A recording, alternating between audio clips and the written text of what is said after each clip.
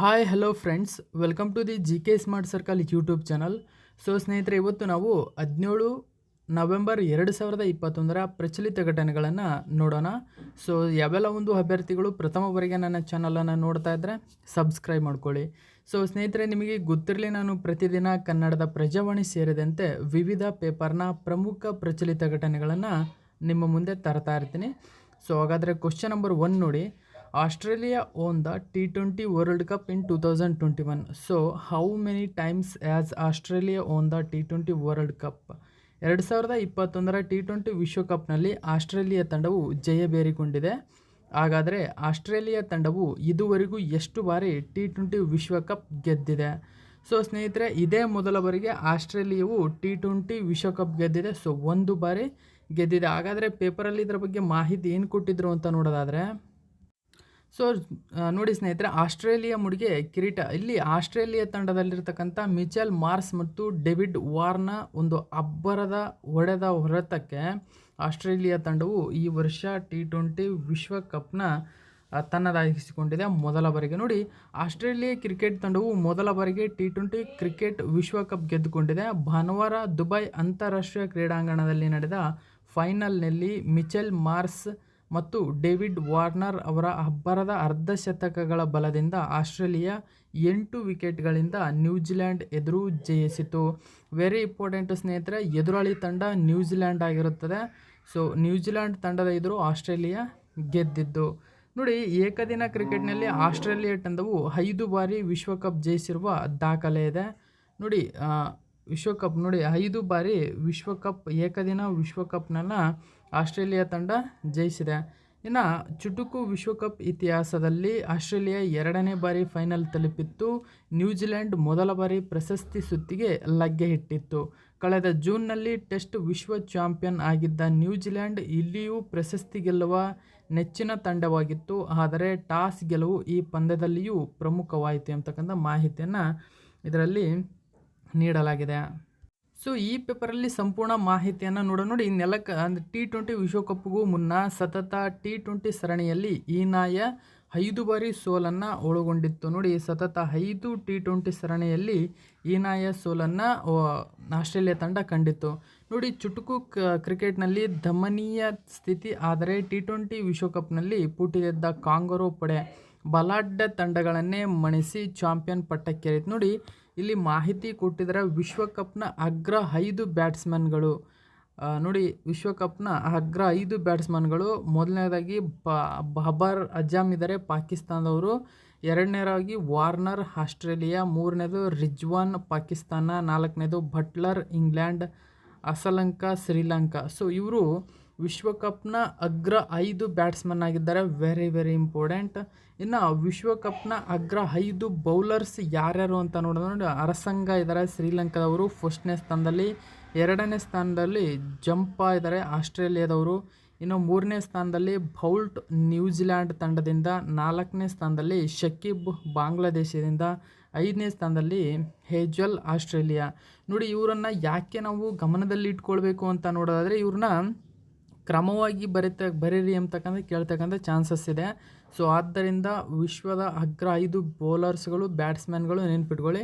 ಇನ್ನು ವಿಶ್ವಕಪ್ ಒಡೆಯ ಆಸ್ಟ್ರೇಲಿಯಾ. 6 ವಿಶ್ವಕಪ್ಪನ್ನು ಆಸ್ಟ್ರೇಲಿಯಾ ಗೆದ್ದಿದೆ. ನೋಡಿ, ಇಲ್ಲಿ 6 ವಿಶ್ವಕಪ್ ಒಡೆಯ ಆಸ್ಟ್ರೇಲಿಯಾ ಅಂತಕ್ಕಂಥ ಮಾಹಿತಿಯನ್ನು ನೀಡಿದೆ. ನೋಡಿ, ಯಾವಾಗ 6 ವಿಶ್ವಕಪ್ ಗೆದ್ದಿದೆ ಅಂತ ನೋಡಿ. 1987ರಲ್ಲಿ ಏಕದಿನ ವಿಶ್ವಕಪ್ ನಾಯಕ ಅಲನ್ ಬಾರ್ಡರ್. 1999ರಲ್ಲಿ ಏಕದಿನ ವಿಶ್ವಕಪ್ ಸ್ಟೀವ್ ವಾ. 2003ರಲ್ಲಿ ಏಕದಿನ ವಿಶ್ವಕಪ್ ರಿಕಿ ಪಾಂಟಿಂಗ್. 2006ರಲ್ಲಿ ಚಾಂಪಿಯನ್ಸ್ ಟ್ರೋಫಿ ರಿಕಿ ಪಾಂಟಿಂಗ್. 2007ರಲ್ಲಿ ಏಕದಿನ ವಿಶ್ವಕಪ್ ರಿಕಿ ಪಾಂಟಿಂಗ್. 2009ರಲ್ಲಿ ಚಾಂಪಿಯನ್ ಟ್ರೋಫಿ ರಿಕಿ ಪಾಂಟಿಂಗ್. 2017ರಲ್ಲಿ ಏಕದಿನ ವಿಶ್ವಕಪ್ ಮೈಕಲ್ ಕ್ಲಾರ್ಕ್ ನಾಯಕ. 2021ರಲ್ಲಿ T20 ವಿಶ್ವಕಪ್ ಆ್ಯರೋನ್ ಫಿಂಚ್. ವೆರಿ ಇಂಪಾರ್ಟೆಂಟ್ ಸ್ನೇಹಿತರೆ. 2021ರ T20 ವಿಶ್ವಕಪ್ನ ನಾಯಕ ಯಾರಾಗಿದ್ದರು ಆಸ್ಟ್ರೇಲಿಯಾದಲ್ಲಿ ಅಂತ ಅಂದರೆ ಆ್ಯರೋನ್ ಫಿಂಚ್ ಈ ಒಂದು ತಂಡದ ನಾಯಕರಾಗಿದ್ದರು. Very important. ಸೊ ನೋಡಿ, ಇಲ್ಲಿ ಡೇವಿಡ್ ವಾರ್ನರ್ ಏನಿದ್ದಾರೆ, ಡೇವಿಡ್ ವಾರ್ನರ್ಗೆ ಗ್ರೇಟ್ ಕಮ್ಬ್ಯಾಕ್ ಪ್ರಶಸ್ತಿಯನ್ನು ನೀಡಲಾಗಿದೆ. ಅಂದರೆ ನೋಡಿ 14ನೇ IPL ಆವೃತ್ತಿಯಲ್ಲಿ ಕಳಪೆ ಪ್ರದರ್ಶನ ನೀಡಿ ತಂಡದಿಂದ ಹೊರಬಿದ್ದಿದ್ದ ಡೇವಿಡ್ ವಾರ್ನರ್ T20 ವಿಶ್ವಕಪ್ನಲ್ಲಿ ಸರಣಿ ಶ್ರೇಷ್ಠ ಪ್ರಶಸ್ತಿಯನ್ನು ತನ್ನದಾಗಿಸಿಕೊಂಡಿದ್ದಾರೆ. Very important. T20 ವಿಶ್ವಕಪ್ನಲ್ಲಿ ಸರಣಿ ಶ್ರೇಷ್ಠ ಯಾರು ಅಂತ ಕೇಳಿದರೆ ಡೇವಿಡ್ ವಾರ್ನರ್ ಆಗಿರ್ತಾರೆ. ನೋಡಿ, ಈ ಬಾರಿಯ IPLನಲ್ಲಿ ಸತತ ಸೋಲಿನಿಂದಾಗಿ ವಾರ್ನರ್ ಸನ್ರೈಸರ್ಸ್ ಹೈದರಾಬಾದ್ ತಂಡದ ನಾಯಕತ್ವ ಕಳೆದುಕೊಂಡಿದ್ದರು. ನೋಡಿ, ಈ ವಾರ್ನರ್ IPLನ ಹೈದರಾಬಾದ್ ತಂಡದ ನಾಯಕರಾಗಿದ್ದರು. ಸೊ 2ನೇ ಭಾಗದಲ್ಲಿ ಕಳಪೆ ಆಟ ಮುಂದುವರಿಸಿದ ವಾರ್ನರ್ ತಂಡದಿಂದ ಹೊರಬಿದ್ದಿದ್ದರು. ಆದರೆ ವಿಶ್ವಕಪ್ನಲ್ಲಿ ಅಮೋಘ ಆಟವಾಡಿದ ವಾರ್ನರ್ 7 ಪಂದ್ಯಗಳಲ್ಲಿ 289 ರನ್ ಕಲೆ ಹಾಕಿ ಸರಣಿ ಶ್ರೇಷ್ಠ ಪ್ರಶಸ್ತಿಗೆ ಭಾಜನರಾಗಿದ್ದಾರೆ. ಸೊ ವೆರಿ ಇಂಪಾರ್ಟೆಂಟ್ ಸ್ನೇಹಿತರೆ, ನೆನಪಿಟ್ಕೊಳ್ಳಿ, ಸತತ 5 ಬಾರಿಗೆ T20 ವಿಶ್ವಕಪ್ನಲ್ಲಿ ಅಂದರೆ ಸರಣಿ ಸೋಲನ್ನು ಕಂಡಿತ್ತು. ಯಾವುದೋ ಆಸ್ಟ್ರೇಲಿಯಾ ತಂಡ, ನೆನಪಿಟ್ಕೊಳ್ಳಿ. ಇನ್ನು ನೋಡಿ, ಸ್ಟಾರ್ಕ್ ಮತ್ತು ಅಲಿಸ್ಸಾ ದಂಪತಿ T20 ವಿಶ್ವ ಚಾಂಪಿಯನ್ಸ್ನ ಒಂದು ಸದಸ್ಯರು ಅವರು. ನೋಡಿ, ಆಸ್ಟ್ರೇಲಿಯಾ ವೇಗಿ ಮಿಚೆಲ್ ಸ್ಟಾರ್ಕ್ ಹಾಗೂ ಅವರ ಪತ್ನಿ ಆಸೀಸ್ ವಿಕೆಟ್ ಕೀಪರ್ ಅಲಿಸ್ಸಾ ಇಲಿ ಏನಿದ್ದಾರೆ, ಮಿಚೆಲ್ ಸ್ಟಾರ್ಕ್ ಮತ್ತು ಅಲಿಸ್ಸಾ ಇಲಿ ಇಬ್ಬರು T20 ವಿಶ್ವಕಪ್ ವಿಜೇತ ತಂಡದ ಸದಸ್ಯರು. Very important. ಓಕೆ, ಸೊ ಅವರ ಸದಸ್ಯರಾಗಿದ್ದರೆ ಅಂತಕ್ಕಂಥ ಮಾಹಿತಿಯನ್ನು ಇದರಲ್ಲಿ ನೀಡಲಾಗಿದೆ. ಸೊ T20 ಸರಣಿ ಗೆದ್ದ ಆಸ್ಟ್ರೇಲಿಯಾ ತಂಡದ ಬಗ್ಗೆ ನಾವು ನೋಡೋದಾದರೆ, ನೋಡಿ, ಆಸ್ಟ್ರೇಲಿಯಾ ದಕ್ಷಿಣ ಗೋಳಾರ್ಧದಲ್ಲಿರುವ ಒಂದು ದೇಶ ಹಾಗೂ ಖಂಡ. ಸುತ್ತಲೂ ಸಾಗರದಿಂದ ಆವೃತವಾಗಿದ್ದು ಇಡೀ ಖಂಡವೇ ಒಂದು ಬೃಹತ್ ದ್ವೀಪದಂತೆ ಹಾಗೂ ಹಿಂದೂ ಮಹಾಸಾಗರ ಪೆಸಿಫಿಕ್ ಸಾಗರದ ನಡುವೆ ಇದೆ. ಸೊ ಆಸ್ಟ್ರೇಲಿಯಾದ ಪ್ರಧಾನಿ ನೋಡೋದಾದರೆ ಸ್ಕಾಟ್ ಮಾರಿಸನ್, ರಾಜಧಾನಿ ಕ್ಯಾನ್ಬೆರಾ, ಡೈಲಿಂಗ್ ಕೋಡ್ +61. ಸೊ ಪ್ರದೇಶ ನೋಡೋದಾದರೆ 7,06,92,000 ಸ್ಕ್ವೇರ್ ಕಿಲೋಮೀಟರ್ ಇದೆ. ಸೊ ಇಲ್ಲಿನ ಕರೆನ್ಸಿ ಬಂದಿತ್ತು ಆಸ್ಟ್ರೇಲಿಯನ್ ಡಾಲರ್. ವೆರಿ ಇಂಪಾರ್ಟೆಂಟ್ ಸ್ನೇಹಿತರೆ, ಅಮೇರಿಕಾ ಆಸ್ಟ್ರೇಲಿಯಾದ ಡಾಲರ್ ಕರೆನ್ಸಿ ಆಗಿರುತ್ತದೆ. ಸೊ ನೆಕ್ಸ್ಟ್ ಕ್ವಶನ್ ನೋಡಿ, famous Padma Vibhushan recipient Baba Saheb Purandare has passed away recently. So is a famous dash. ಖ್ಯಾತ ಪದ್ಮ ವಿಭೂಷಣ ಪುರಸ್ಕೃತ ಬಾಬಾ ಸಾಹೇಬ್ ಪುರಂದರೆ ಇತ್ತೀಚೆಗೆ ನಿಧನರಾಗಿದ್ದಾರೆ. ಹಾಗಾದರೆ ಅವರು ಒಬ್ಬ ಖ್ಯಾತ ಡ್ಯಾಶ್ ಅಂತ. ಸೊ ಇವರು ಒಬ್ಬ ಖ್ಯಾತ ಇತಿಹಾಸಕಾರರು. ಇತ್ತೀಚೆಗೆ ಬಾಬಾ ಸಾಹೇಬ್ ಪುರಂದರೆ ನಿಧನರಾಗಿದ್ದರೆ ಅವರಿಗೆ ಪದ್ಮವಿಭೂಷಣ ಪ್ರಶಸ್ತಿ ನೀಡಿ ಗೌರವಿಸಲಾಗಿತ್ತು. ಅವರು ಖ್ಯಾತ ಇತಿಹಾಸಕಾರರು. ವೆರಿ ಇಂಪಾರ್ಟೆಂಟ್, ನೆನ್ಪಿಟ್ಕೊಳ್ಳಿ. ಸೊ ನೋಡಿ ಸ್ನೇಹಿತರೆ, ಪ್ರಜಾವಾಣಿ ಪೇಪರಲ್ಲಿ ಇವರ ಬಗ್ಗೆ ಇವತ್ತು ಕೊಟ್ಟಿದ್ದಾರೆ. ನೋಡಿ, ಇತಿಹಾಸಕಾರ ಬಾಬಾ ಸಾಹೇಬ್ ಪುರಂದರೆ ನಿಧನ. ನೋಡಿ, ಇತಿಹಾಸಕಾರ, ಲೇಖಕ ಹಾಗೂ ಬಾಬಾ ಸಾಹೇಬ್ ಪುರಂದರೆ ಅಂದರೆ ಅವರ ಪೂರ್ಣ ಹೆಸರು ಬಲ್ವಂತ ಮೂರೇಶ್ವರ ಪುರಂದರೆ. ಓಕೆ, ವೆರಿ ಇಂಪಾರ್ಟೆಂಟ್ ಸ್ನೇಹಿತರೆ, ನೆನ್ಪಿಟ್ಕೊಳ್ಳಿ. ಅವರ ಹೆಸರು ಬಾಬಾ ಸಾಹೇಬ್ ಪುರಂದರೆ, ಬಟ್ ಪೂರ್ಣ ಹೆಸರು ಬಲ್ವಂತ ಮೂರೇಶ್ವರ ಪುರಂದರೆ. ಅವರು ಸೋಮವಾರ ಮುಂಜಾನೆ ನಿಧನರಾಗಿದ್ದಾರೆ. ನೋಡಿ, ವಾರದ ಹಿಂದೆ ನ್ಯೂಮೋನಿಯಾಗೆ ಒಳಗಾಗಿದ್ದ ಬಾಬಾ ಸಾಹೇಬ್ ಪುರಂದರೆ ಅವರು ಪುಣೆಯ ದೀನನಾಥ್ ಮಂಗೇಶ್ಕರ್ ಆಸ್ಪತ್ರೆಯಲ್ಲಿ ಚಿಕಿತ್ಸೆ ಪಡೆಯುತ್ತಿದ್ದರು. ಸೊ ಅಲ್ಲೇ ನಿಧನ ಆಗಿತ್ತು. ಇವರು ಮೂಲತಃ ನಿಮಗೆ ಮಹಾರಾಷ್ಟ್ರದವರು. ಓಕೆ, ಬಾಬಾ ಸಾಹೇಬ್ ಪುರಂದರೆ ನೆನ್ಪಿಟ್ಕೊಳ್ಳಿ. ನೋಡಿ, ಛತ್ರಪತಿ ಶಿವಾಜಿಯ ಮಹಾರಾಜ್ ಏನಿದ್ದಾರೆ ಅವರ ಕುರಿತು ನಿಖರವಾಗಿ ಹೇಳಬಹುದಾದ ವ್ಯಕ್ತಿ ಸಿಂಹ ಶಹೀರ್ ಅಂತ ಹೇಳ್ತೀವಿ. ಸೊ ಇವರಿಗೆ ಸಿಂಹ ಶಹೀರ್ ಅಂತ ಹೇಳ್ತೀವಿ. ಅಂದರೆ ಎಂದೇ ಪುರಂದರೆ ಖ್ಯಾತರಾಗಿದ್ದರು. ಇವರಿಗೆ ಶಿವ್ ಶಹೀರ್ ಎಂದೇ ಇವರು ಖ್ಯಾತರಾಗಿದ್ದರು. ನೋಡಿ, ಮರಾಠಿಯಲ್ಲಿ ಶಿವಾಜಿ ಮಹಾರಾಜ್ ಕುರಿತು ಪುರಂದರೆ ಅವರು 2 ಭಾಗಗಳಲ್ಲಿ ರಚಿಸಿರುವ 900 ಪುಟಗಳ ಕೃತಿ ರಾಜ ಶಿವ ಛತ್ರಪತಿ ಜನಪ್ರಿಯತೆ ಪಡೆದಿದೆ. ಮೊದಲ ಬಾರಿಗೆ 1950ರಲ್ಲಿ ಪ್ರಕಟಗೊಂಡ ಕೃತಿಯು ಈವರೆಗೂ ಹಲವು ಬಾರಿ ಮರುಮುದ್ರಣ ಕಂಡಿದೆ. 1980ರ ದಶಕದಲ್ಲಿ ಶಿವಾಜಿ ಮಹಾರಾಜ್ ಅವರ ಜೀವನವನ್ನು ಆಧರಿಸಿ ಜನತಾ ರಾಜ ನಾಟಕವನ್ನು ರಚಿಸಿ ನಿರ್ದೇಶಿಸಿದ್ದರು. ಸೊ 2019ರಲ್ಲಿ ಅವರಿಗೆ ಪದ್ಮ ವಿಭೂಷಣ ನೀಡಿ ಗೌರವಿಸಲಾಗಿತ್ತು. ವೆರಿ ಇಂಪಾರ್ಟೆಂಟ್ ಸ್ನೇಹಿತರೆ, ಇದು ನೆನ್ಪಿಟ್ಕೊಳ್ಳಿ. ಸೊ ಅವರ ಬಗ್ಗೆ ನೋಡೋದು ನೋಡಿ, ಅವರ ಪೂರ್ಣ ಹೆಸರು ಬಲವಂತ ಮೂರೇಶ್ವರ ಪುರಂದರೆ. ಅವರು ಪೂನಾ ಅಂದರೆ ಮಹಾರಾಷ್ಟ್ರದವರು. ಜುಲೈ 29, 1922ರಲ್ಲಿ ಜನಿಸಿದರು. ನಿಧನ ನವೆಂಬರ್ 15, 21ರಲ್ಲಿ. ಸೊ ಮಹಾರಾಷ್ಟ್ರದವರು. ಉದ್ಯೋಗ ಇತಿಹಾಸಕಾರ, ಬರಹಗಾರ, ವಾಗ್ಮಿ ಅಂತ ಹೇಳ್ತೀವಿ. ಇನ್ನು ಪ್ರಶಸ್ತಿ ಪುರಸ್ಕೃತಗಳು ಯಾವ್ಯಾವು ಅಂತ ನೋಡಿ, 2019ರಲ್ಲಿ ಪದ್ಮವಿಭೂಷಣ ಮತ್ತು ಮಹಾರಾಷ್ಟ್ರ ಭೂಷಣ ಪ್ರಶಸ್ತಿ ನೀಡಲಾಗಿದೆ. ನೋಡಿ, ಅವರ ಕೃತಿಗಳು ಹೆಚ್ಚಾಗಿ ಮರಾಠ ಸಾಮ್ರಾಜ್ಯದ 17ನೇ ಶತಮಾನದ ಸಂಸ್ಥಾಪಕ ಛತ್ರಪತಿ ಶಿವಾಜಿ ಮಹಾರಾಜ್ ಅವರ ಜೀವನಕ್ಕೆ ಸಂಬಂಧಿಸಿದ ಘಟನೆಗಳನ್ನು ಆಧರಿಸಿವೆ. ಪರಿಣಾಮವಾಗಿ ಅವರನ್ನು ಶಿವಾಜಿಯ ಬಾರ್ಡ್ ಎಂದು ಕರೆಯಲಾಗುತ್ತದೆ. ಸೊ ನೆಕ್ಸ್ಟ್ ಕ್ವಶನ್ ನೋಡಿ, who was elected as the new commissioner of legends league cricket? Legends league cricket LLCನ ನೂತನ ಆಯುಕ್ತರಾಗಿ ಆಯ್ಕೆಗೊಂಡವರು ಯಾರು ಅಂತ ಕೇಳಿದರೆ, ಸೊ ಅದಕ್ಕೆ ಸರಿಯಾದಂಥ ಉತ್ತರ ರವಿಶಾಸ್ತ್ರಿ ಅವರು ಇತ್ತೀಚೆಗೆ ಲೆಜೆಂಡ್ಸ್ ಲೀಗ್ ಕ್ರಿಕೆಟ್ನ ನೂತನ ಆಯುಕ್ತರಾಗಿ ನೇಮಕಗೊಂಡಿದ್ದಾರೆ. ಸೊ ನೋಡಿ ಸ್ನೇಹಿತರೆ, ರವಿಶಾಸ್ತ್ರಿ LLC ಆಯುಕ್ತರಾಗಿ ನೇಮಕ. ಕಳೆದ 4.5 ವರ್ಷಗಳಿಂದ ಭಾರತ ತಂಡದ ಮುಖ್ಯ ಕೋಚ್ ಹುದ್ದೆಯಲ್ಲಿದ್ದ ರವಿಶಾಸ್ತ್ರಿ T20 ವಿಶ್ವಕಪ್ ಮುಕ್ತಾಯದೊಂದಿಗೆ ಅವಧಿ ಮುಕ್ತಾಯಗೊಳಿಸಿದ್ದಾರೆ. ಇದೀಗ ಬಿಡುವಿನಲ್ಲಿರುವ ರವಿಶಾಸ್ತ್ರಿ ಮತ್ತೆ ವೀಕ್ಷಕರಲ್ಲ ಅಥವಾ IPL ಹೊಸ ಫ್ರಾಂಚೈಸಿ ಅಹಮದಾಬಾದ್ಗೆ ಕೋಚ್ ಆಗಲಿದ್ದಾರೆ. ವೆರಿ ಇಂಪಾರ್ಟೆಂಟ್ ಸ್ನೇಹಿತರೆ ಇದು. ಸೊ ಇತ್ತೀಚೆಗೆ ಅವರು ಮುಖ್ಯ ಕೋಚ್ ಹುದ್ದೆಯಿಂದ ಮುಕ್ತಾಯಗೊಂಡಿದ್ದಾರೆ. ಸೊ ಅಲ್ಲಿ ಮುಕ್ತಾಯಗೊಂಡು ಇಲ್ಲಿ ಹೊಸ IPL ತಂಡದ ಫ್ರಾಂಚೈಸಿ ಆಗಿರತಕ್ಕಂಥ ಅಹಮದಾಬಾದ್ಗೆ ಕೋಚ್ ಆಗಲಿದ್ದಾರೆ. ನೋಡಿ ಇತ್ತೀಚೆಗೆ ಲಕ್ನೋ ಮತ್ತು ಅಹಮದಾಬಾದ್ನ 2 ತಂಡಗಳು IPLಗೆ ಸೇರ್ಪಡೆಗೊಂಡು ಈಗ ಅವೆರಡು ತಂಡಗಳು ಈಗ IPLಗೆ ಸೇರ್ಪಡೆಗೊಂಡಿವೆ. ಸೊ ಅದರಲ್ಲಿ ಒಂದು ತಂಡ ಅಹಮದಾಬಾದ್ ತಂಡ ಏನಿದೆ, ಈ ಇದಕ್ಕೆ ಅವರು ರವಿಶಾಸ್ತ್ರಿ ಅವರು ಕೋಚ್ ಆಗಿ ಕಾರ್ಯನಿರ್ವಹಿಸಿದ್ದಾರೆ ಅಂತಕ್ಕಂಥ ಮಾಹಿತಿ ಹರಡಾಡುತ್ತಿವೆ. ಓಕೆ, ಸೊ ಇದರ ನಡುವೆಯೇ LLC ಆಯುಕ್ತರಾಗಿ ನೇಮಕಗೊಂಡಿದ್ದಾರೆ ರವಿಶಾಸ್ತ್ರಿ, ನೆನ್ಪಿಟ್ಕೊಳ್ಳಿ. ಇನ್ನು ಆ ಕ್ರಿಕೆಟ್ ಜೊತೆ ಮತ್ತೆ ಸಂಪರ್ಕ ಬೆಳೆಸುವುದು ಖುಷಿಯ ವಿಚಾರ ಎಂಬತಕ್ಕಂಥ ಮಾಹಿತಿಯನ್ನು ಅವರು ನೀಡಿದ್ದಾರೆ. ಸೊ ನೆಕ್ಸ್ಟ್ ಕ್ವಶನ್ ನೋಡಿ, ಹೂ among the following has been appointed by the government of Karnataka has the new chairman of the state pollution control board? Karnataka ರಾಜ್ಯ ಮಾಲಿನ್ಯ ನಿಯಂತ್ರಣ ಮಂಡಳಿಯು ಅಂದರೆ KSPCB ನೂತನ ಅಧ್ಯಕ್ಷರಾಗಿ ಕರ್ನಾಟಕ ಸರ್ಕಾರ ಈ ಕೆಳಗಿನ ಯಾರನ್ನು ನೇಮಕ ಮಾಡಿದೆ? ಸೊ ವೆರಿ ಇಂಪಾರ್ಟೆಂಟ್ ಆಗಿರ್ತಕ್ಕಂಥ ಕ್ವಶನ್ ಸ್ನೇಹಿತರೆ. ಸರಿಯಾದಂಥ ಉತ್ತರ ಶಾಂತ ಅವ್ವೆರಹಳ್ಳಿ ತಿಮ್ಮಯ್ಯ ಎಂಬತಕ್ಕಂಥವರನ್ನು ರಾಜ್ಯ ಮಾಲಿನ್ಯ ನಿಯಂತ್ರಣ ಮಂಡಳಿಯ ನೂತನ ಅಧ್ಯಕ್ಷರನ್ನಾಗಿ ಕರ್ನಾಟಕ ಸರ್ಕಾರ ನೇಮಿಸಿ ಆದೇಶವನ್ನು ಹೊರಡಿಸಿದೆ. ಸೊ ಇತ್ತೀಚೆಗೆ ಪ್ರಜಾವಾಣಿ ಪೇಪರಲ್ಲಿ ಅದರ ಬಗ್ಗೆ ಮಾಹಿತಿಯನ್ನು ಕೊಟ್ಟಿದ್ದರು. ನೋಡಿ, ರಾಜ್ಯ ಮಾಲಿನ್ಯ ನಿಯಂತ್ರಣ ಮಂಡಳಿಯ ಅಧ್ಯಕ್ಷರಾಗಿ ನಗರದ ಬನ್ನೇರುಘಟ್ಟ ರಸ್ತೆಯ ಗೊಟ್ಟೆಗೆರೆ ನಿವಾಸಿ ಡಾಕ್ಟರ್ ಶಾಂತ್ ಅವ್ವೆರಹಳ್ಳಿ ತಿಮ್ಮಯ್ಯ ಅವರನ್ನು ನೇಮಕ ಮಾಡಿ ಸೋಮವಾರ ಆದೇಶ ಹೊರಡಿಸಲಾಗಿದೆ. ಇನ್ನು KMF ಡೈರೆಕ್ಟರ್ ಯಾರು ಅಂತ ನೋಡಿದ್ರೆ ಪ್ರಸ್ತುತ BC ಸತೀಶ್ ಅಂತ ಹೇಳ್ತೀವಿ. ಸೊ ಇಂಡಿಯನ್ ರೆವಿನ್ಯೂ ಆಫೀಸರ್ ಯಾರು ಅಂತಲೂ ದಿನೇಶ್ ಚಂದ್ರ ಪತ್ವಾನಿ. KPSC ಚೇರ್ಮನ್ ಯಾರು ಅಂತಂದರೆ ಶಿವಶಂಕರಪ್ಪ. ಇವರು ಆಪ್ಷನಲ್ಲಿ ಕೊಟ್ಟಿರ್ತಕ್ಕಂಥವರಾಗಿದ್ದಾರೆ. ಸೊ ನೆಕ್ಸ್ಟ್ ಕ್ವಶನ್ ನೋಡಿ ಸ್ನೇಹಿತರೆ, what is the amount of compensation received by the dry land, irrigated land and commercial crops from the central government to the state government every year due to crop losses?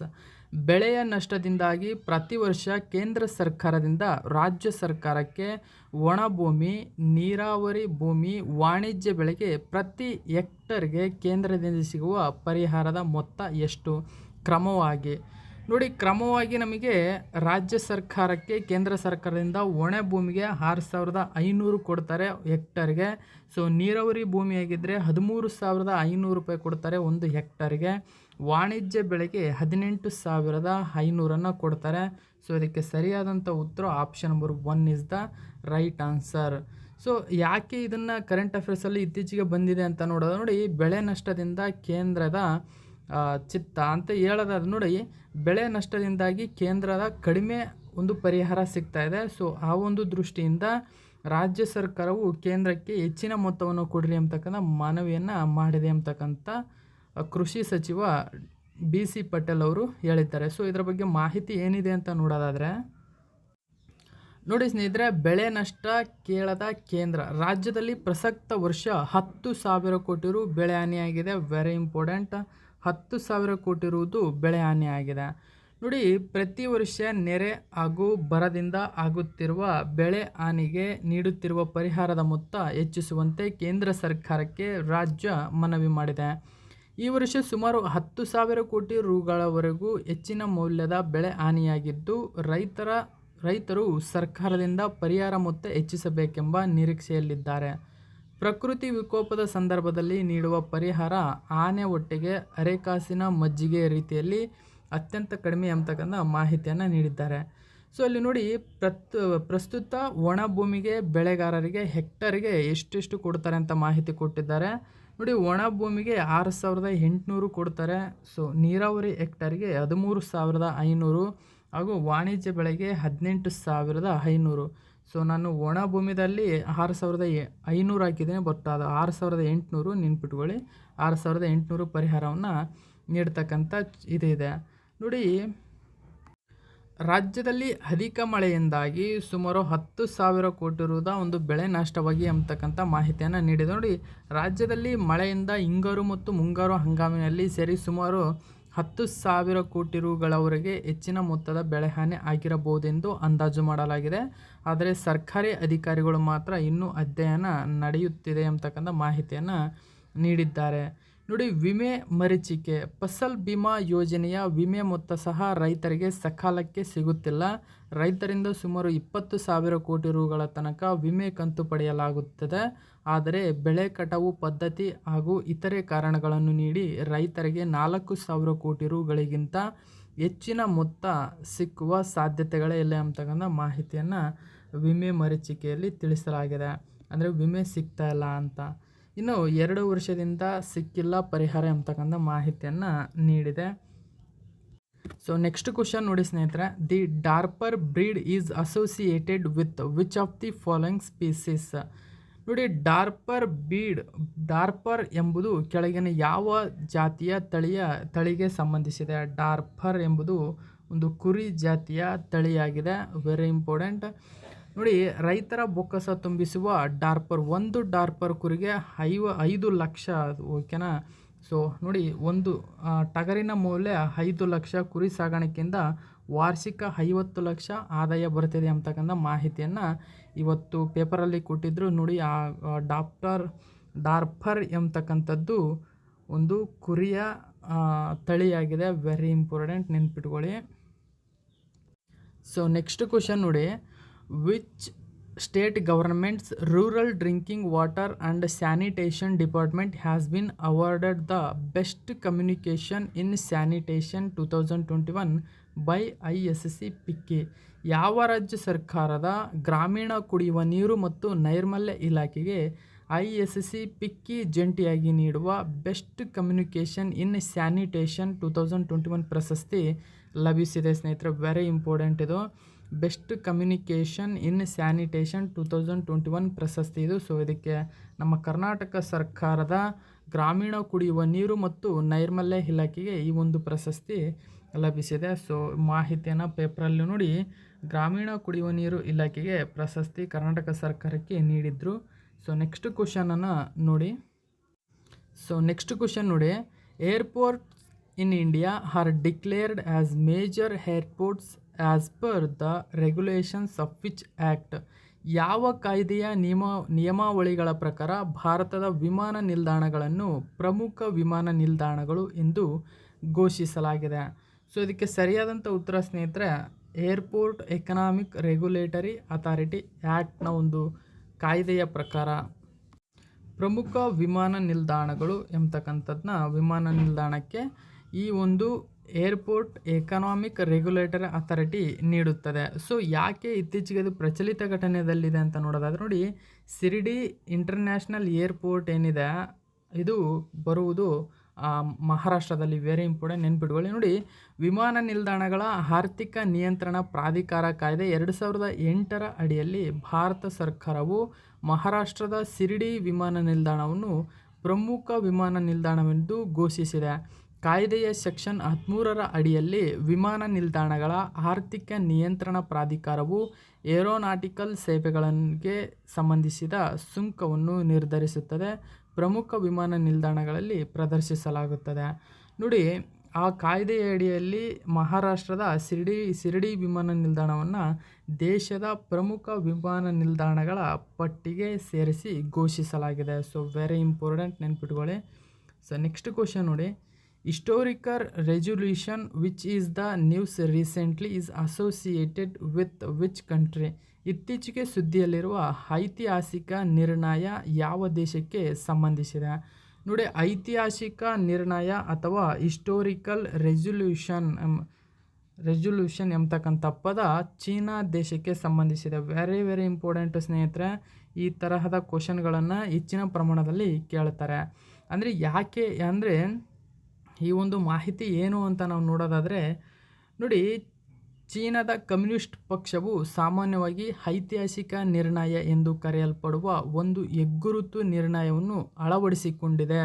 ನೋಡಿ, very important. ಇದು ಒಂದು ಹೆಗ್ಗುರುತು ನಿರ್ಣಯ. ಇದು ಯಾವುದೇ ಒಂದು ಸಾಧನೆಯ ಮಟ್ಟವನ್ನು ಮೀರಿದಾಗ ಚೀನಾ ದೇಶವು ಈ ಐತಿಹಾಸಿಕ ನಿರ್ಣಯ ಎಂಬತಕ್ಕಂಥ ಹೆಗ್ಗುರುತು ನಿರ್ಣಯದ ಮೂಲಕ ಅವರನ್ನು ಅದರಲ್ಲಿ ಸೇರಿಸಲಾಗುತ್ತದೆ. ಸೊ ಈ ಐತಿಹಾಸಿಕ ನಿರ್ಣಯ ಹಿಸ್ಟೋರಿಕಲ್ ರೆಸೊಲ್ಯೂಷನ್ ಎಂಬುದು ಚೀನಾ ಸರ್ಕಾರದ ಒಂದು ಅತ್ಯುನ್ನತ ನಿರ್ಣಯ. ಇದು ವೆರಿ ಇಂಪಾರ್ಟೆಂಟ್. ಇದು ಈ ವರ್ಷ ಅಲ್ಲ, ಸುಮಾರು ವರ್ಷಗಳ ಹಿಂದೆಯೇ ಇದನ್ನು ನಡ್ಕೊಂತ ಬಂದಿರೋದು.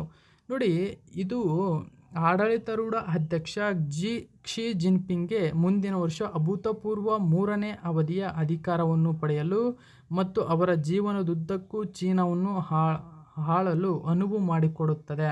ನೋಡಿ, ಈ ನಿರ್ಣಯವನ್ನು ಅಂಗೀಕರಿಸುವ ಮೂಲಕ ಅವರ ಅಪ್ರತಿಮ ಹಿಂದಿನ ನಾಯಕರಾದ ಮಾವೋ ಝೆಡಾಂಗ್ ಮತ್ತು ಡೆಂಗ್ ಕ್ಸಿಯಾಪಿಂಗ್ ಸಮನಾಗಿ ಸ್ಥಾನ ಪಡೆದಿದ್ದಾರೆ ಮತ್ತು ಐತಿಹಾಸಿಕ ನಿರ್ಣಯವನ್ನು ಹೊಂದಿರುವ ಚೀನಾದ 3ನೇ ನಾಯಕ ಎಂಬತಕ್ಕಂಥ ಹೆಸರು.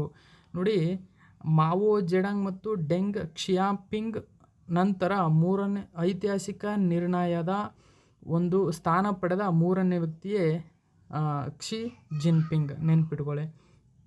ನೆಕ್ಸ್ಟ್ ಕ್ವಶನ್ ನೋಡಿ, which of the following countries has unveiled a 5 pound coin in the honour of president Mahatma Gandhi. ರಾಷ್ಟ್ರಪಿತ ಮಹಾತ್ಮ ಗಾಂಧೀಜಿಯವರ ಸ್ಮರಣಾರ್ಥ ಈ ಕೆಳಗಿನ ಯಾವ ದೇಶವು 5 ಪೌಂಡ್ ನಾಣ್ಯವನ್ನು ಅನಾವರಣಗೊಳಿಸಿದೆ? ಸೊ ಇದಕ್ಕೆ ಸರಿಯಾದಂಥ ಉತ್ತರ ಸ್ನೇಹಿತರೆ, ಬ್ರಿಟನ್ ದೇಶವು ಮಹಾತ್ಮ ಗಾಂಧೀಜಿಯವರ ಸ್ಮರಣಾರ್ಥ 5 ಪೌಂಡ್ 5 ಪೌಂಡ್ ತೂಕದ ಒಂದು ನಾಣ್ಯವನ್ನು ಬಿಡುಗಡೆ ಮಾಡಿದೆ. ನೋಡಿ, ಗಾಂಧಿ ಸ್ಮರಣಾರ್ಥ ಬ್ರಿಟನ್ನಲ್ಲಿ 5 ಪೌಂಡ್ ನಾಣ್ಯ ಅನಾವರಣ. ನೋಡಿ, ಮಹಾತ್ಮ ಗಾಂಧೀಜಿಯವರ ಜೀವನ ಹಾಗೂ ಪರಂಪರೆಯ ಸ್ಮರಣಾರ್ಥ ಹೊಸ 5 ಪೌಂಡ್ ನಾಣ್ಯವನ್ನು ದೀಪಾವಳಿ ಹಬ್ಬದ ವಿಶೇಷ ಸಂದರ್ಭದಲ್ಲಿ ಬ್ರಿಟನ್ ಸರ್ಕಾರ ಬಿಡುಗಡೆ ಮಾಡಿದೆ. ಈ ವಿಶೇಷ ಸಂಗ್ರಹಕ ನಾಣ್ಯವನ್ನು ಈನಾ ಗ್ಲೋಬರ್ ವಿನ್ಯಾಸಗೊಳಿಸಿದ್ದಾರೆ. ಇದು ಭಾರತದ ರಾಷ್ಟ್ರೀಯ ಹೂವು ಕಮಲದ ಚಿತ್ರವನ್ನು ಹಾಗೂ ಗಾಂಧೀಜಿಯವರ ಪ್ರಸಿದ್ಧ ಉಲ್ಲೇಖಗಳಲ್ಲಿ ಒಂದಾದ my life is my message ಅನ್ನು ಒಳಗೊಂಡಿದೆ. ವೆರಿ ವೆರಿ ಇಂಪಾರ್ಟೆಂಟ್ ಸ್ನೇಹಿತರೆ ಇದು. ಸೊ ನೆಕ್ಸ್ಟ್ ಕ್ವಶನ್ ನೋಡಿ, ಇತ್ತೀಚೆಗೆ ಬೆಂಗಳೂರಿನ ನ್ಯಾಷನಲ್ ಕ್ರಿಕೆಟ್ ಅಕಾಡೆಮಿಯ ಮುಖ್ಯಸ್ಥರಾಗಿ ನೇಮಕಗೊಂಡವರು ಯಾರು ಅಂತ ಕೇಳಿದರೆ, ಸೊ ಅದಕ್ಕೆ ಸರಿಯಾದಂಥ ಉತ್ತರ VVS Laxman. Option number 3 is the right answer. ನೋಡಿ, ಪೇಪರಲ್ಲಿ ಅಂದರೆ NCL ಅಂತ ಹೇಳ್ತೀವಿ. NCL ಅಂದರೆ ನ್ಯಾಷನಲ್ ಕ್ರಿಕೆಟ್ ಅಕಾಡೆಮಿ ಅಥವಾ ರಾಷ್ಟ್ರೀಯ ಕ್ರಿಕೆಟ್ ಅಕಾಡೆಮಿ. ಇದು ಬೆಂಗಳೂರಿನಲ್ಲಿದೆ ಈ NCA ಎಂಬತಕ್ಕಂಥದ್ದು. ಇದರ ಒಂದು ಮುಖ್ಯಸ್ಥರಾಗಿ VVL ಲಕ್ಷ್ಮಣ್ ಹೊಸ ಮುಖ್ಯಸ್ಥರಾಗಿ ಆಯ್ಕೆಯಾಗಿದ್ದಾರೆ. ನೋಡಿ, ಸೌರವ್ ಗಂಗೂಲಿ BCC ಅಧ್ಯಕ್ಷ ಮತ್ತು Rahul Dravid team India coach ಆಗಿ ಭಾರತೀಯ ಕ್ರಿಕೆಟ್ ಬೆಳವಣಿಗೆಗೆ ಕೊಡುಗೆ ನೀಡುವ ಸಮಯದಲ್ಲೇ ಅವರ ಸಮಕಾಲೀನ ಬ್ಯಾಟಿಂಗ್ ದಿಗ್ಗಜ VVS ಲಕ್ಷ್ಮಣ್ ಕೂಡ ಈ ನಿಟ್ಟಿನಲ್ಲಿ ಕೈ ಜೋಡಿಸಲು ಮುಂದಾಗಿದ್ದಾರೆ. ಸೊ VVS ಲಕ್ಷ್ಮಣ್ ಬೆಂಗಳೂರಿನ ರಾಷ್ಟ್ರೀಯ ಕ್ರಿಕೆಟ್ ಅಕಾಡೆಮಿಯ ಹೊಸ ಮುಖ್ಯಸ್ಥರಾಗಿದ್ದಾರೆ ಎಂಬತಕ್ಕಂಥ ಮಾಹಿತಿಯನ್ನು ಇದರಲ್ಲಿ ನೀಡಲಾಗಿದೆ. ಸೊ ಸ್ನೇಹಿತರೆ, ಇವತ್ತಿನ ಪ್ರಜಾವಾಣಿಯ ಒಂದು ಆರ್ಟಿಕಲ್ ಏನಾಗಿತ್ತು ಅಂತ ನೋಡೋದಾದ್ರೆ ನೋಡಿ, ಜಗತ್ತಿನ ಎಲ್ಲ ದೇಶಗಳ ಶಕ್ತಿಯ ಅಗತ್ಯವನ್ನು ಪೂರೈಸಬಲ್ಲ ಇದನ್ನು ಕಾರ್ಯರೂಪಕ್ಕೆ ತರುವ ಸಾಧ್ಯವೇ ಎಂಬತಕ್ಕಂಥ, ಅಂದರೆ ಜಾಗತಿಕ ವಿದ್ಯುತ್ ಗ್ರಿಡ್ ಯೋಜನೆ ಏನಿದೆ, ಸೊ ವಿದ್ಯುತ್ಗಾಗಿ ಈ ಒಂದು ಗ್ರಿಡ್ ಯೋಜನೆಯನ್ನು ಜಾರಿಗೆ ತರಲಾಗಿದೆ. ಸೊ ಇದನ್ನು ಕಾರ್ಯರೂಪಕ್ಕೆ ಜಾಗರೂಕತೆಯಿಂದ ತರಬಹುದೇ ಅಂತಕ್ಕಂಥ ಮಾಹಿತಿಯನ್ನು ಇವತ್ತಿನ ಆರ್ಟಿಕಲಲ್ಲಿ ಕೊಟ್ಟಿದ್ದರು. ಸೊ ನೋಡಿ ಸ್ನೇಹಿತರೆ, ನಮ್ಮ ದೇಶದ ಯಾವುದೇ ಭಾಗದಲ್ಲಿ ಉತ್ಪಾದಿಸುವ ವಿದ್ಯುತ್ತನ್ನು ದೇಶದ ಇನ್ನಾವುದೇ ಭಾಗದಲ್ಲಿ ಬಳಸಬಹುದು. ಅಂದರೆ ನಮ್ಮ ರಾಜ್ಯದಲ್ಲಿ ಉತ್ಪಾದಿಸಿದ ವಿದ್ಯುತ್ತನ್ನು ಪಕ್ಕದ ರಾಜ್ಯ ತಮಿಳುನಾಡಿಗೂ ಕೂಡ ನಾವು ಉಪಯೋಗಿಸೋಕ್ಕೆ ಕೊಡುತ್ತದೆ ಕೇಂದ್ರ ಸರ್ಕಾರ. ಸೊ ಎಲ್ಲ ಕೇಂದ್ರ ಸರ್ಕಾರದ ಅಧೀನದಲ್ಲಿರ್ತದೆ. ಸೊ ಇದು ಸಾಧ್ಯವಾಗುವುದು ನಮ್ಮ ದೇಶದಲ್ಲಿರುವ ಅಧಿಕ ವೋಲ್ಟೇಜ್ ವಿದ್ಯುತ್ ಪ್ರಸರಣದ 5 ಪ್ರಾದೇಶಿಕ ಮತ್ತು 1 ರಾಷ್ಟ್ರೀಯ ವಿದ್ಯುತ್ ಜಾಲದ ಮೂಲಕ. ನೋಡಿ, ಭೂತಾನ್, ಮ್ಯಾನ್ಮಾರ್, ಬಾಂಗ್ಲಾದೇಶ ಹಾಗೂ ನೇಪಾಳವು ನಮ್ಮ ರಾಷ್ಟ್ರೀಯ ಜಾಲದೊಂದಿಗೆ ಸಂಪರ್ಕವನ್ನು ಹೊಂದಿದೆ. So very important.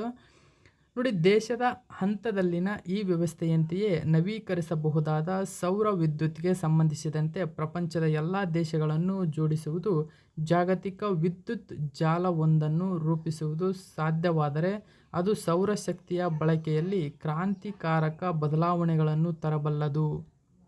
ನೋಡಿ, ಭಾರತ ಸರ್ಕಾರವು ಅತ್ಯಂತ ಮಹತ್ವಾಕಾಂಕ್ಷೆಯ ಒಂದು ಸೂರ್ಯ ಒಂದು ಪ್ರಪಂಚ ಒಂದು ಜಾಲ ಎಂಬ ಹೆಸರಿನ ಜಾಗತಿಕ ವಿದ್ಯುತ್ ಜಾಲ ಯೋಜನೆಯನ್ನು ಇಂಗ್ಲೆಂಡಿನೊಡನೆ, ವೆರಿ ಇಂಪಾರ್ಟೆಂಟ್, ಇಂಗ್ಲೆಂಡಿನೊಡನೆ ಸೇರಿ ಗ್ಲಾಸ್ಗೋದ ಶೃಂಗಸಭೆ, ಅಂದರೆ ಗ್ಲಾಸ್ಗೋದಲ್ಲಿ ನಡೆದ COP 26 ಶೃಂಗಸಭೆಯಲ್ಲಿ ಭಾರತ ಅನಾವರಣಗೊಳಿಸಿದೆ.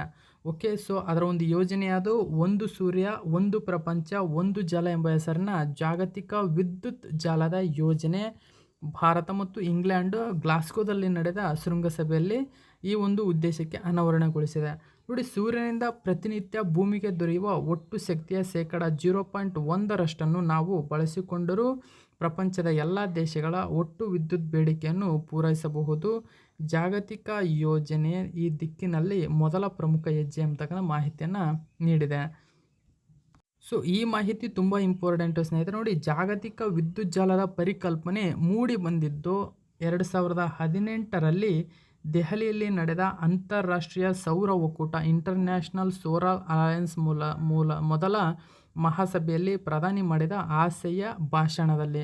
ಸೊ ವೆರಿ ಇಂಪಾರ್ಟೆಂಟ್ ಸ್ನೇಹಿತರೆ, ಜಾಗತಿಕ ವಿದ್ಯುತ್ ಜಾಲದ ಪರಿಕಲ್ಪನೆ ಮೂಡಿದ್ದೇ 2018ರಲ್ಲಿ ದೆಹಲಿಯಲ್ಲಿ ನಡೆದಿರತಕ್ಕಂಥ ಅಂತಾರಾಷ್ಟ್ರೀಯ ಸೌರ ಒಕ್ಕೂಟದ ಮಹಾಸಭೆಯಲ್ಲಿ ಪ್ರಧಾನಿ ನರೇಂದ್ರ ಮೋದಿಯವರು ಭಾಷಣ ಮಾಡಿದಂಥ ಸಂದರ್ಭ.